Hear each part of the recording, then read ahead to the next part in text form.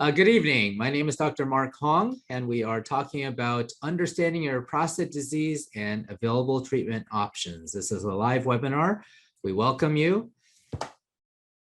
Again, my name is Dr. Mark Hong. I'm a urologist in Phoenix, Arizona. And of course, just to know a bit more about me, I did train at Stanford and Harvard. I did my fellowship in robotic and cancer surgery. So I've been specializing in prostate cancer for a number of years now. And as you'll find out later, I've been fairly well versed in all the different ways that we deal with prostate cancer. In addition, I did an integrative medicine fellowship with Dr. Andrew Weil at University of Arizona. And I do very much believe in a holistic approach to cancer and urology in general, including considering your well-being and nutrition and activity and all the things that actually make us whole as a person. So I did want to kind of give you an overview of what we'll be talking about today. Certainly, we're going to talk about the prostate itself, what it is, and therefore, we're going to be focusing on what are some of the treatment options out there for prostate cancer. The focus today is of course, prostate cancer. So let's talk about prostate cancer. Actually, very much of a mystery. Even though it's been around for a long time, everyone seems to have an opinion about it. Everyone seems to know something about it. But the honest truth is, I think very much is poorly understood about it as well. So we're going to talk about it. We're going to talk about who gets it and what to do about it. Basically, what is the prostate? Well, it's the male organ. And of course, it actually is an organ that is deep down in the pelvis. You can see down here on the schematic that the prostate is here. This is the bladder. And of course, you can also notice that in order to urinate, the urine has to go through the prostate to escape out the penis. The prostate itself is an integral part of your sexual function in the sense of it provides important nutrients that goes into your semen. It also happens to also contract and bring some of the seminal fluid out in your semen. It's also important to know that it's surrounded by nerves, and these are the nerves that actually go to your penis. And that's why any treatment for the prostate can actually affect penile function, especially that of erections. Now, in terms of prostate cancer, any cancer, we define that microscopically as cells that divide, that basically divide rapidly or in an uncontrolled fashion. So when we're specifically referring to prostate cancer, we're talking about cancer that has arisen from the prostate itself. For example, not from other cancers that have gone to the prostate. This is really the most common cancer in men other than skin cancer. You should know that your lifetime risk of developing prostate cancer is actually about 1 in 8 in your lifetime. I know the slide says 1 in 9. Frankly, that number has changed over the years, depending on also our diagnostic techniques, who's getting screened. In the past, we used to quote 1 in 6 men getting cancer in your lifetime. I think it's also fair to say that there's roughly about 200,000 cases a year that are diagnosed in America every year, of which the vast majority of men are not actually going to die of the cancer. However, certainly there are aggressive forms of prostate cancer. We'll get to that in a second. You should also know that as you get older, you're more likely to be diagnosed with prostate cancer. And there are certain ethnic groups that are more likely to get prostate cancer, especially in African-American men. So therefore, the age at which you get diagnosed might actually be even earlier than 50 years, depending on your risk category. Also, for example, if you've had a family history of prostate cancer as well. So how do we diagnose prostate cancer? Well, this actually is very controversial, if you believe it or not. You'll probably run into a lot of physicians or maybe things in the literature, things that you read that say you shouldn't even bother testing for prostate cancer. So you should just know that some of this is controversial. It honestly really shouldn't be. We've known about PSA. PSA is a blood test. We've known about that test for decades, but relatively recently, a lot of physicians have said, well, prostate cancer is not a big deal, so why are we even looking for PSA? Plus, the PSA is not an accurate test, so why are we even bothering checking for it? So you should just kind of know that there's a lot of debate out there. I personally, as a prostate cancer specialist, do believe PSA is very useful, and it might even save lives, but you should just know that that idea is sometimes controversial. So as far as how we diagnose prostate cancer, of course, we have the blood test, the PSA test, so that's a simple blood draw. You also have something called the digital rectal exam, basically the finger test, right?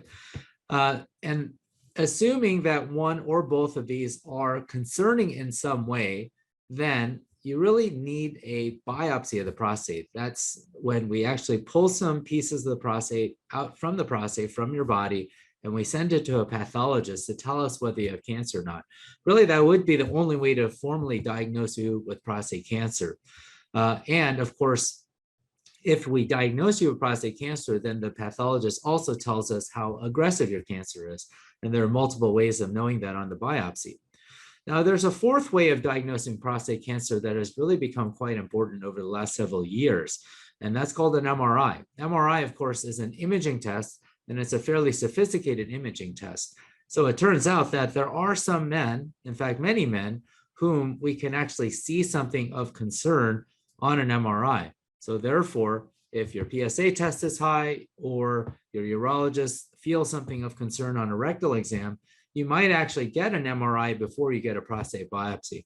And that actually is because there are ways of doing biopsies in a much more targeted fashion called, for example, MRI fusion biopsy, that allows you to diagnose prostate cancer much more accurately than maybe even just what we call a standard 12-core biopsy or a template biopsy.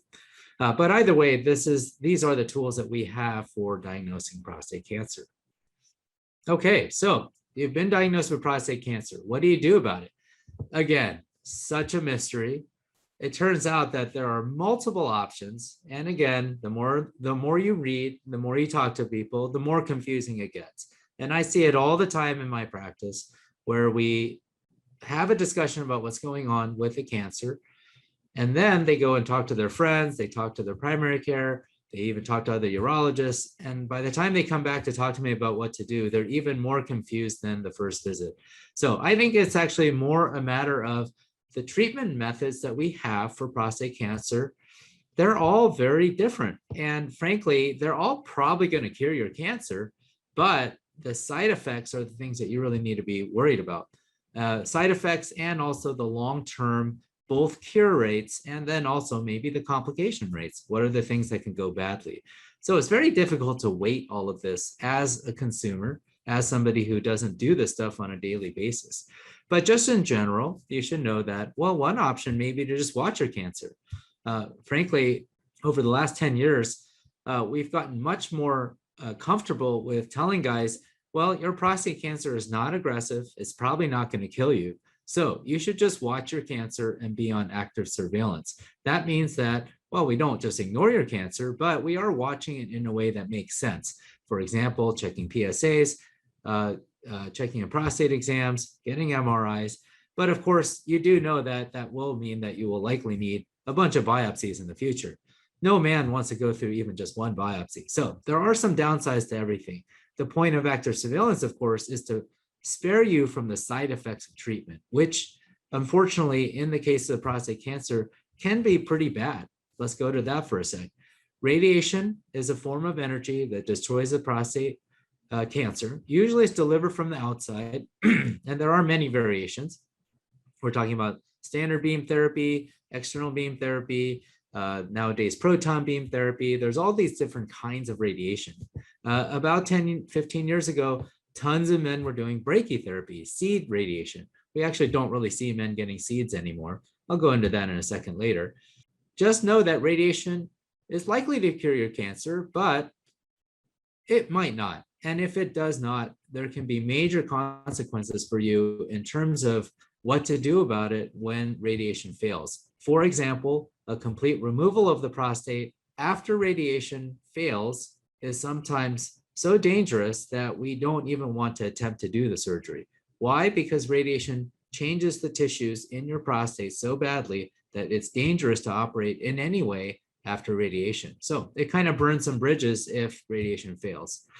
Prostatectomy is another tried and true surgery for prostate cancer. Traditionally, prostatectomy means a complete removal of the prostate.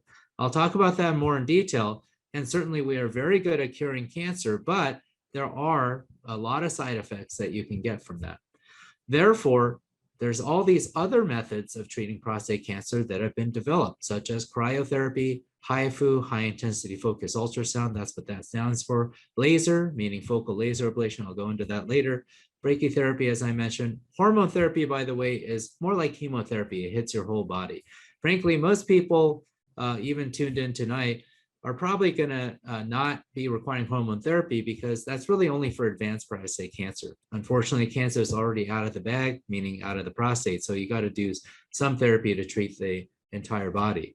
However, of course, there are some men who are going to get hormone therapy as part of their radiation treatment. By the way, hormone therapy just means that we're depriving you of testosterone, like taking it to 0 testosterone levels. That can have some significant health consequences and side effects for you as well. So I personally hate hormone therapy, try to use it as little as possible. So I did mention that we've been dealing with prostate cancer for many, many years. Therefore, the treatment methods have evolved over the years. Certainly on the surgery side, we started doing open prostatectomies, did them for many decades. Pretty brutal surgery, a lot of bleeding, therefore recovery time can be pretty long. Therefore, we developed techniques to do things laparoscopically. Well, I'll tell you what, laparoscopic prostatectomy was definitely possible, but very technically difficult. So that didn't really take off until there's something called the robot. I think when people call robotic prostatectomy, there actually are many different kinds of robots out there, but the Da Vinci robot has been the one that's been the most popular. I'm, of course, a fellowship trained robotic surgeon. I do a lot of these surgeries. What it does allow you to do is to perform a laparoscopic prostatectomy, meaning taking out the prostate with small instruments and a small camera, not making big incision, therefore limiting blood loss and a bunch of other complications. And that is now the tried and true way of removing prostates with surgery these days. There, of course, have been multiple advances in radiation therapy, both in terms of how wide the area is treated. So in the past, you used to just have to blast the whole area of the prostate, and therefore you're going to get toxicity of the rectum and other structures. Nowadays, the imaging has gotten much more sophisticated. Therefore, you even have MRI guided radiation, but also just in terms of limiting collateral damage, and then possibly with proton therapy, some lesser collateral damage. Brachytherapy, of course, was a technique that was very popular 10, 15 years ago. It has kind of been abandoned. There's a number of reasons for that, but yes, that is, of course, a lingering kind of technique that people talk about. So bottom line is there have been all these advances. What I've seen from my viewpoint as a prostate cancer specialist is that as the technological advances have happened, unfortunately, some of the major health consequences of those treatments have not necessarily improved significantly. So sure, we don't bleed as much during prostatectomy, but we still are leaving people with incontinence and erectile dysfunction. I'll talk about that more in a second.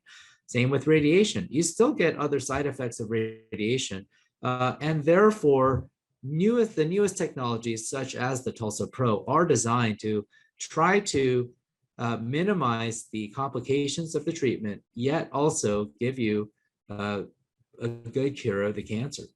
And that is really what Tulsa Pro is. It's a image-guided technique to try to treat the cancer, but protect the important anatomy, such as the nerves, neurovascular bundle, the other structures around the prostate, basically being able to perform surgery in an image-guided fashion with no incisions.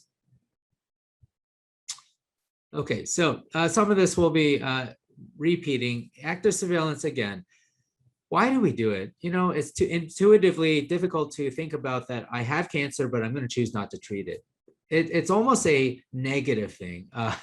It's only because of our treatment options are so bad at causing side effects that people are on active surveillance. So you can imagine that if you actually had a treatment that didn't cause you a side effect, you would still choose to treat a cancer because, hey, you know what? No one can ever really tell you for sure that a cancer is not going to be a problem for you. That's why we have to continue to monitor you. We can't just say, hey, mail it in. I diagnose you with cancer, but you're going to die of heart disease in 20 years. So, hey, you know what? You're good. We can't actually do that. So therefore, we have to have you back on. That's the active part. Surveillance, meaning we got to actively be checking your PSAs, doing rectal exams, doing prostate biopsies.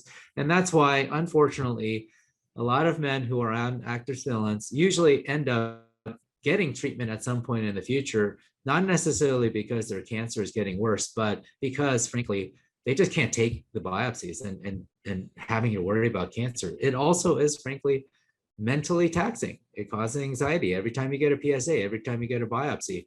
What is it going to show this time? So I think that's very difficult, something that's underestimated. All right, so prostatectomy. Well, you know, again, I did talk about the cure rates are quite high with prostatectomy. We are likely to cure it whether we do it open, laparoscopic, robotically. In the robot era, very little bleeding, very few scars or strictures is what we call it, bladder neck contractures. But unfortunately, erectile dysfunction has been an ongoing side effect of robotic surgery, even with perfect nerve sparing, you know, and certainly there's all this stuff that we talk about, nerve grafts even. There's all these advanced techniques that we do robotically, but the honest truth is nobody can guarantee you that you will not have severe erectile dysfunction. That's also important to realize when we talk about erectile dysfunction. We're not just talking about, well, basically, do you get it up or not? It's really not like that. You can have some mild degree of erectile dysfunction. You can have very severe where you're not able to penetrate no matter what. Unfortunately, with prostatectomy, that chance of no matter what, even with Viagra type of erectile dysfunction, is much, much higher than other treatment options. And of course, the other side effect you probably know about is that of incontinence, leakage of urine. We're not talking about just a little bit. It's enough to have to wear a pad or diaper maybe every day. Now, that's a relatively small chance on a long-term basis. Pretty much everyone gets incontinence right after prostatectomy, but most guys get better over time. But I would estimate, I think 15% chance is fair on a long-term basis, more like 5 to 15% chance. You're going to have permanent leakage and having to wear a catheter, I'm sorry, not a catheter, but some kind of pads or even have surgical correction of incontinence. Radiation, again, you're targeting the prostate cancer with radiation, which is basically toxic energy, right? I mean, we know about radiation in other parts of the world. But bottom line is you're trying to focus that toxic energy to destroy the cancer, but you're trying to minimize side effects. Again, I won't go into great detail about it, but bottom line is, sure, it can cure your cancer, but if it does not, it kind of burns the bridge of trying to remove the prostate afterwards. And also, there's still a pretty significant chance of erectile dysfunction over time. And then, of course, there are some other issues, bowel toxicity and things like that. Now, I'll tell you what I worry about are there are the few guys that get radiation and then they develop scar tissue on the inside of the prostate urethra where you pee out of. Well, I've seen some horrific outcomes where you've cured this cancer that, by the way, may never, kill you. But now you're having to have a catheter in on a permanent basis because your urethra is so scarred up that you can't pee, or in some cases, even reconstructive surgery. So radiation strictures, while it's relatively rare, if it happens to you, can totally ruin your quality of life, especially in your later years. These are just the small things that you think about as you think about what are not only the cure rates, but what are the downsides of all these treatments. High intensity focused ultrasound used to be basically the cutting edge of surgical technology. Ultrasound waves are different than radiation therapy. So ultrasound waves are basically going to superheat your prostate to destroy your cancer without the use of radiation energy. Ultrasound waves tend to be more controllable. You can see where the beam is going and see where it's stopping. So high intensity focus, HIFU, I'm going to call it, has been fairly popular, and it is something that is considered cutting edge. It does not involve a complete removal of the prostate, therefore it can be done as an outpatient. There's no incisions. which again, I do think that depending on where you are in the country, it really is maybe the least invasive option out there for prostate cancer. I personally, of course, have done HIFU, and I do have to say that I do worry about some things. For example, because we have to deliver the HIFU energy through the rectum, you could have some problems if you try to go and operate to remove the cancer after a HIFU, again, similar to the radiation thing, because of the chance of rectal injury. And of course, HIFU is meant to minimize your erectile dysfunction and also incontinence. And I can guarantee you that much less guys get incontinence or erectile dysfunction after HIFU. But the flip side is it may not cure your cancer. And I just told you that it might burn that bridge of complete removal after that. Also, you have some risks, stricture formation, even with HIFU. And of course, it is just something that I think now with the new Tulsa Pro, which I'll talk about, it's a complementary technology, but it may be a bit, frankly, outdated now with Tulsa around. Cryotherapy, speaking about outdated, okay, so listen, cryo has been around for decades. You're going to hear about it. There are probably people in your community who still do it. I used to do it. I kind of abandoned it. Why? Because, hey, you're freezing the prostate, you're trying to destroy the cancer. But frankly, look, the ice ball that you generate, it's really not as precision controlled as the HIFU or Tulsa Pro technology. Therefore, you may not cure your cancer. You might have to do it over and over again. You might get some complications that you don't even get with traditional HIFU surgery or Tulsa Pro. So my personal bias, cryotherapy, I think most people who do prostate cancer very effectively would agree with me that it's kind of old technology. Doesn't mean it's wrong. It's just, old technology. Finally, focal laser ablation. This is something that is an image-guided treatment where you go in and you basically try to use a laser to focally remove prostate cancer. Focally meaning we're not treating the whole prostate, you're just targeting where the cancer is. And you would think that that makes sense. Actually, focal therapy is probably the future of how we're going to deal with prostate cancer. But the problem is, frankly, you don't actually always know where the cancer is, even after a good biopsy. So you can actually have recurrence over time. So it's basically possible that focal laser ablation will not cure your cancer. So you're going to need more treatments in the future. Also, the amount of tissue that you can laser with the focal laser ablation is relatively limited. So it's almost too targeted. Even if you want to try to treat more, you may not be able to, at least in one shot.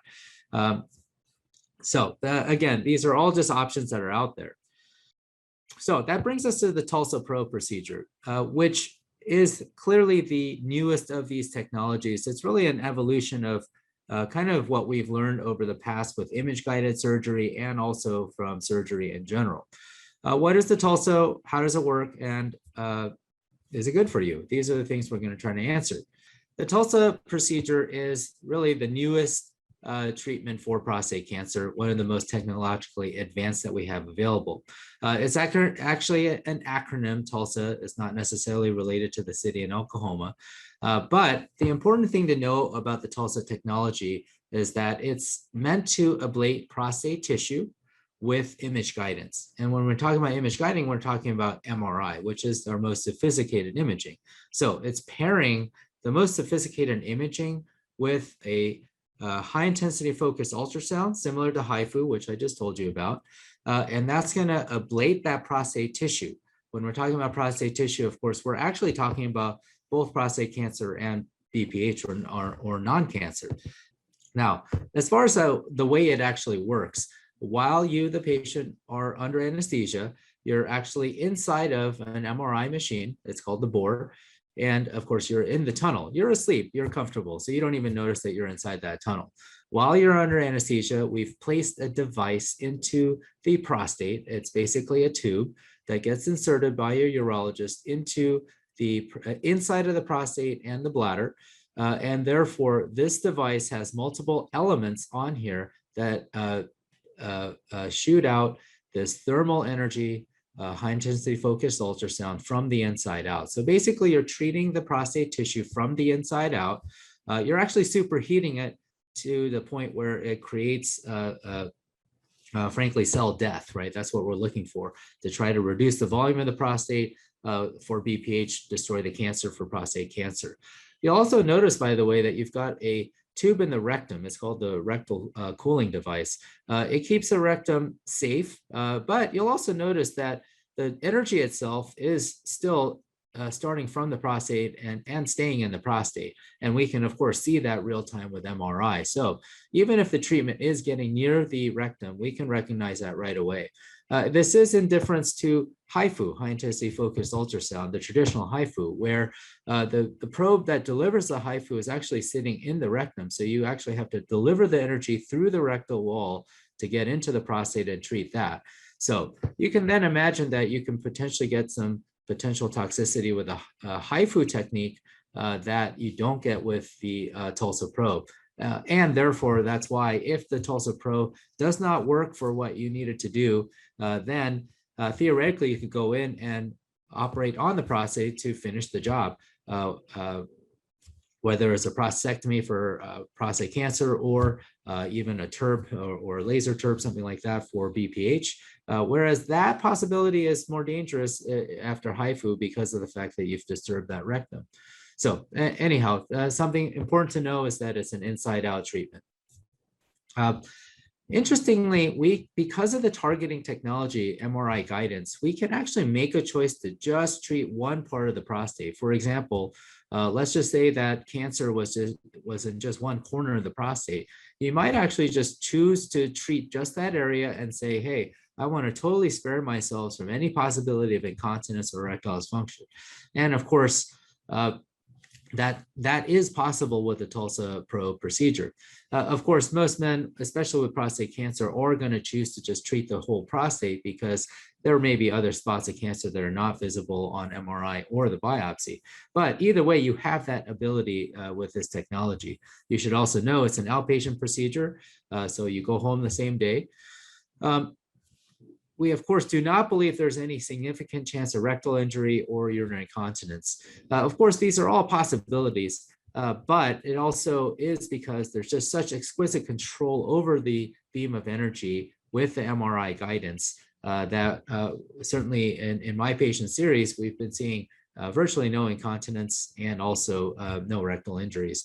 Erectile dysfunction does happen. I think you should expect some degree of erectile dysfunction, especially in the beginning after the procedure. But we're not talking about the severe type of erectile dysfunction that we do see certainly with prostatectomy, complete removal of prostate, and even radiation, which is basically that you're just not going to be able to penetrate at all. No matter how much Viagra you take, it's just you're not able to get it up or keep it up. We don't see that degree of erectile dysfunction. So that's why I said it's just important to know when we talk about erectile dysfunction, there's just different shades of, gray, so to speak. Now, as far as stricture, I think there's a much less chance of urethral stricture. I still fear that because once you get a stricture, it can be a problem no matter what technique, but certainly it's going to be easier to deal with than if you had radiation before or things like that. So to kind of just give you an overview of what's actually happening when we do the Tulsa Pro procedure, you are brought into the MRI room where you are then put under general anesthesia. That means you're asleep. That also means you're comfortable through the entire procedure. We then put you inside of the MRI tube, which after we've placed the proper devices. Again, no incisions during this whole process. We then sit down and the treating physicians sit in front of this machine.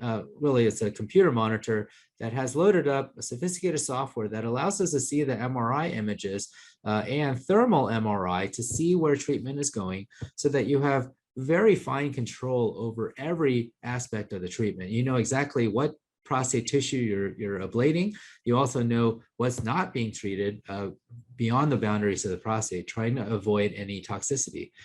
Of course, afterwards, you do get images immediately, meaning right there while you're still under anesthesia, we get images to see what we did. And for example, in this case, you can see that this is a contrast enhanced subtraction imaging, which means that We've given dye. That means that the thin rim of prostate is still lighting up on the outside, which is basically by design. We are sparing the neurovascular bundles, which are down here, the rectum that's down here. But you can also see that the entire inside, all the way out to the edge of the prostate, is not picking up any blood flow. That means that we killed that tissue. So if there was cancer in here, it's gone. Now, you can get recurrence of cancer with Tulsa Pro. And that is something that you should clearly consider before you move forward, is understanding that not every guy is guaranteed to have a cure with the Tulsa Pro technology. Frankly, you can't guarantee cure with either radiation or traditional complete removal as well. But certainly those cure rates might actually be higher for prostate cancer specifically because, for example, you're taking out the whole prostate. Here, you are leaving some prostate tissue behind. Therefore, if there is known cancer from your biopsy all the way out to the edge of the prostate, then that is a part of your treatment plan that you develop back here before you do the treatment, that you tend to go wide, even having to sacrifice this area where the neurovascular bundle is in order to cure your cancer. So what I'm trying to help you understand is that there's a lot of nuance in this. There's also a lot of experience and things like that that help us to get good outcomes. But certainly nobody should ever go into any treatment assuming that there's ever a guarantee that you will have a perfect outcome. Cancer cure, no side effects. It's just that with the Tulsa Pro, we tend to maximize those chances as much as we can. So what to expect after the procedure? Again, you might need some Tylenol or pain medication. It's very rare that you will require a narcotic pain medication because of the degree of discomfort. If anything, you'll have just discomfort because you have a catheter in your bladder. That's a tube that drains the urine hanging out of your penis, going to a bag that usually straps onto your leg. It's really not a big deal. It is something you'll get used to. If you ever had a prostatectomy done, you would have the catheter in as well. Everyone is different in terms of how long that catheter remains in. That is clearly something that your physician will decide after the procedure, depending on how the procedure went and also your anatomy, the size of your prostate, things like that. I would say for most guys, we're looking at possibly 10 to 14 days with a catheter and something like that, but certainly it might remain in longer. As far as recovery, though, you're going to be up and walking the same day. You're going to be able to go back to doing your normal activities. Even with a catheter in, you can be walking around, but certainly once the catheter comes out, you can go back to, physical activity, exercise, even sexual function, things like that.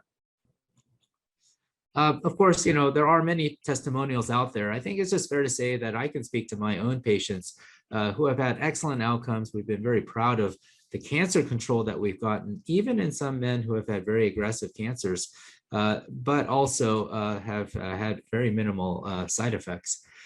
So the question then is, are you a candidate? Well, frankly, not everyone is. And I do think that it's important not to get your hopes up too much, because it just might be other things like your anatomy. You have things going on possibly within your prostate that make it difficult for us to treat, calcifications, things like that. Or you may not just be a surgical candidate. You've had a hip replacement in the past that makes it difficult for us. You just aren't healthy enough to undergo a general anesthetic. So there are a lot of things to consider. Certainly your treating physician would screen you for those things before you got too far on the Tulsa planning process. You should know that Tulsa itself is a fairly new technology. Therefore, there are several centers around the country that are available to treat. But you should also know that, even for my patients, we've been actually traveling together to treat offsite while the center is being built out locally. And it's not unusual to have to travel to get a Tulsa. Having said that, the technology itself is so safe that we feel very comfortable traveling to do these treatments. So if you find that you have to travel, I don't think that's a major problem, but also just know that they are building more sites. Really, this is, very rapidly expanding technology. So it hopefully will be available to a center near you pretty soon.